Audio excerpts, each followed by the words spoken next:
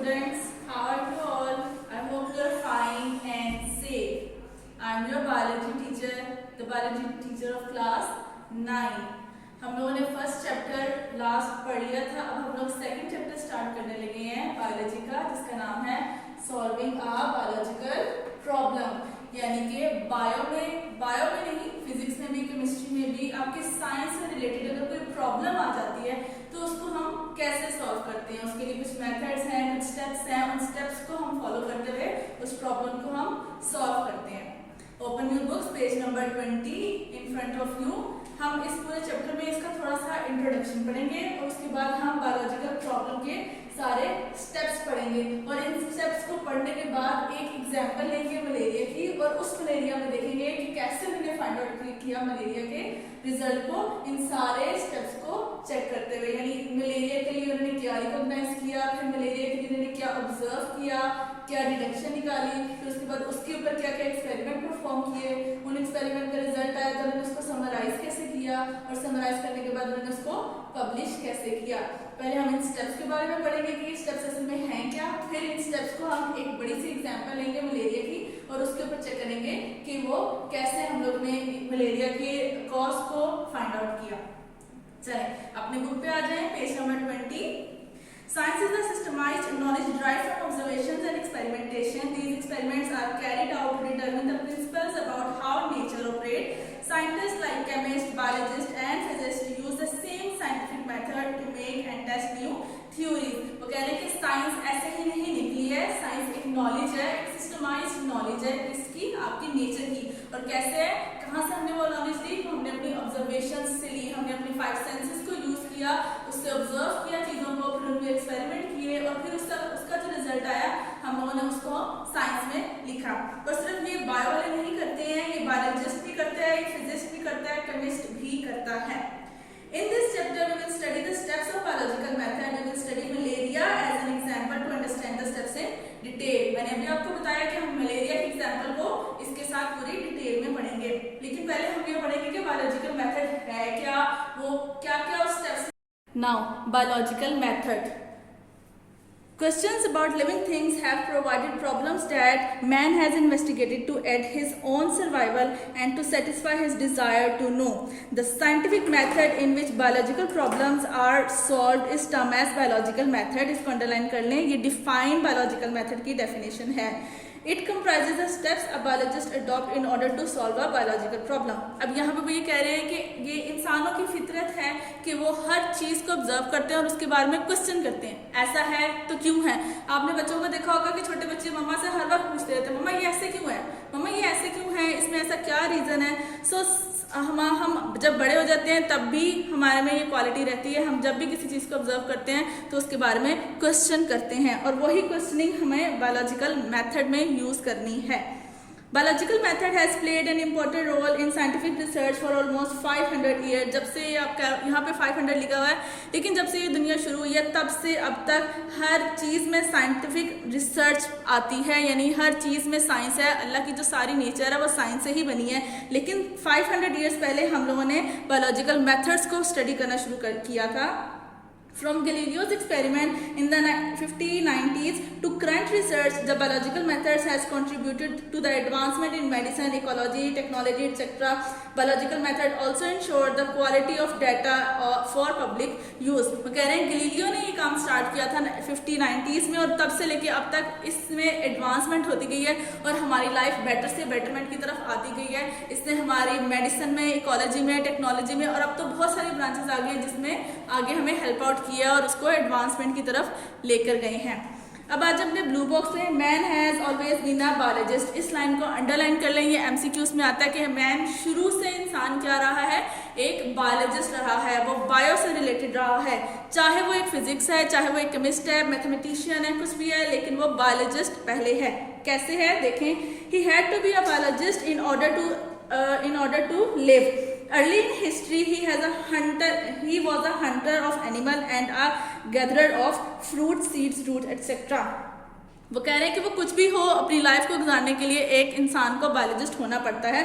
अगर आप हिस्ट्री में जाते हो और शुरू में देखते हो जब ये आपकी सारी स्टडी नहीं निकली थी तब भी एक इंसान एनिमल को हंट करता था, फ्रूट्स को इकट्ठा करता था, उनके सीड्स को देखता था, उनके रूट्स को निकालता था और खाता था। The more he knew about animals and their habitat, the more successful hunter he was. जितना अच्छा वो एक इंसान एक एनिमल को जितना अच्छा जानेगा पहचानेगा उसको उतना अच्छा उसको हंट करने में पता चलेगा। उसका घर कहाँ है, हैबिटेट घर को कहते हैं ना, आपको पता है घर कहाँ है, वो किस टाइम निकलता है, किस टाइम सोता है, उसको हंट कब करना है। The more he knew about plants, the better he distinguished between edible and non-edible plants. और plants के बारे में ऐसे ही कि वो जितना plants को जानेगा उसको उतना उसको खाने में आसानी होगी, कौन सा plant खाने वाला है, किस में poison है, कौन सा edible है। ठीक है, सो हमेशा से इंसान क्या रहा है, बायोलॉजिस्ट। चलें नेक्स्ट पेज पे आ जाए, पेज नंबर 21। अब यहाँ पे हम लोग स्टार्ट करने लगे हैं अपनी बायोलॉजिकल प्रॉब्लम को। Biological problem, hypothesis, deductions and experimentation. In biology, like other sciences, new things are being discovered and long-held theories are being modified or replaced with better ones as more data knowledge is accumulated. Biology में ये शुरू से होता आया है कि हम लोग पुराने वालों की इस रिसर्च को आगे कंटिन्यू करते हैं और उसी के ऊपर ज़्यादा काम करते हैं और उसी को मॉडिफाई करके ज़्यादा अच्छा बनाते हैं। This happens when biologists recognize some biological problem and go for its solution. In solving a biological problem, biologists take following step. अच्छा जी, अब वो कहने के ऐसा होता क्यों है, ये ऐसे होता है कि अगर कोई बंदा बायोलॉजिस्ट है और वो स्टडी कर रहा है, उसको कोई एक ऑब्जर्वेशन में कोई एक मसला आ रहा है, वो कह रहा है मैं ऐसे ऑब्जर्व कर रहा हूँ तो ऐसा क्यों है, इसके पीछे की रीज़न क्या है। जब वो ये सोचना शुरू कर देते ना तो उसके लिए वो बन जाती है एक बायोलॉजिकल प्रॉब्लम। और उस हो सकता है पुराने पिछले साइंटिस्ट ने उसके ऊपर पहले से काम किया हो, सो वो उनको भी स्टडी करता है, उनकी रिसर्च को भी पढ़ता है और साथ में फिर अपनी उस ऑब्जर्वेशन को देखकर आगे फर्दर प्रॉब्लम को सॉल्व करना शुरू करता है। सो बायोलॉजिकल प्रॉब्लम को सॉल्व करने के लिए कुछ स्टेप्स दिए गए हैं जो कि यहाँ पे आपको बताए गए हैं। पहला स्टेप है रिकॉग्निशन, यानी कि बायोलॉजिकल प्रॉब्लम को पहले आप रिकॉग्नाइज तो करो, अपनी सेंसेस को यूज करके उसको रिकॉग्नाइज करो कि अच्छा ये ऐसे ही है तो क्यों है, इसमें क्या रीजन है, अच्छा ये यहाँ पे कुछ मसला आ रहा है। फिर ऑब्जर्वेशन, यानी कि आपने जो देखा है जिसमें मसला आ रहा है उसमें क्या ऑब्जर्व किया है कि क्यों मसला आ रहा है, आपको क्या चीज़ खटक रही है इसके अंदर।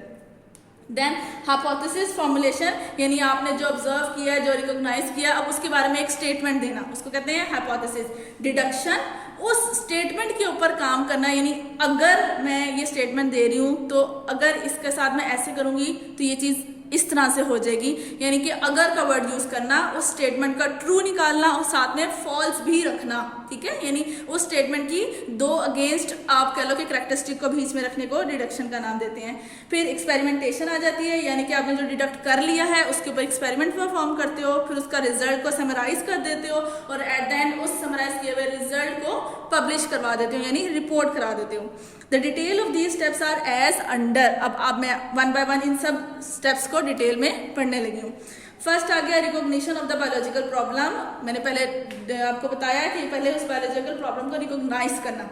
Biologists go for adopting biological method when they encounter some biological problem. A biological problem is a question related to living organisms that is either asked by someone or come in biologist mind by itself. यानी वो कह रहे हैं कि ये जो recognition है ये किसी भी तरह से आ सकती है, एक बायोलॉजिस्ट के माइंड में खुद से भी आ सकती है। अगर वो देखता है तो अच्छा मैं देख रहा हूँ ये ऐसे है, ये ऐसे क्यों है, इसके पीछे की क्या वजह है, ये उसके लिए एक बायोलॉजिकल प्रॉब्लम शुरू हो गई और उसके ऊपर वो काम करना शुरू कर देगा। या समटाइम्स ऐसे होता है एक बायोलॉजिस्ट बैठा हुआ अपने काम में लगा हुआ है, साथ कोई और आके बैठा है, उसने कहा कि तुम क्या कर रहे हो, अगर ऐसे कर रहे हो तो ये क्यों कर रहे हो, यहाँ से उसके लिए फिर से एक क्वेश्चन शुरू हो गया और उसने एक प्रॉब्लम को निकाल लिया और वो आगे उसको सॉल्व करने लगा। ठीक है, यानी कि रिकॉग्निशन आप खुद भी कर सकते हो और कोई और आके आपके पास बैठा है तो वो भी आपको एक जनरली स्टेटमेंट के जरिए क्वेश्चन एक रेज कर सकता है। देन अब आपने उसको निकाल लिया, एक प्रॉब्लम आपके पास आ गई, अब उस प्रॉब्लम का आपने ऑब्जर्वेशन निकाली, यानी कि उसको ऑब्जर्व करना है। As the first step in solving a biological problem, biologists recall his or her previous observations for make new one. यानी जैसे ही आपके माइंड कोई आपका आके क्वेश्चन पूछता है या आपके माइंड में ही क्वेश्चन आता है उस प्रॉब्लम से रिलेटेड, तो आप अपने माइंड में सोचना शुरू कर देते हो ना कि पहले तो ये ऐसे हुई थी, पहले ये चीज़ इस तरह से थी, मैंने किसी से ऐसे सुनी हुई थी इसके बारे में, यानी आप पहले अपनी ही पुरानी जितनी माइंड में उसके बारे में बातें होती हैं वो सब रिकॉल करते हो। Observations are made with 5 senses, और वो 5 सेंसेस क्या क्या हैं? Vision, hearing, smell, taste and touch. उसके बाद जब आप न्यू ऑब्जर्वेशन कर रहे होते हो तो आप इन 5 सेंसेस को यूज करके ऑब्जर्वेशन करते हो। ऑब्जर्वेशंस में भी बहुत क्वालिटेटिव एंड क्वांटिटेटिव। ऑब्जर्वेशन दो तरीके की होती है, एक क्वालिटेटिव यानी क्वालिटी वाइज, क्वालिटी क्या है, और एक क्वांटिटेटिव यानी कि नंबर वाइज, कितने नंबर में है। Quantitative observations are considered more accurate than qualitative one because the former यानी कि पहली वाली is invariable and measurable and can be recorded in terms of number। वो कह रहे हैं कि quantitative वाली यानी formal पहली वाली ज़्यादा अच्छी है as compared to qualitative one। ऐसा क्यों है? क्योंकि quantitative में नंबर आ जाता है और नंबर एक स्पेसिफिक चीज़ को शो कर देता है।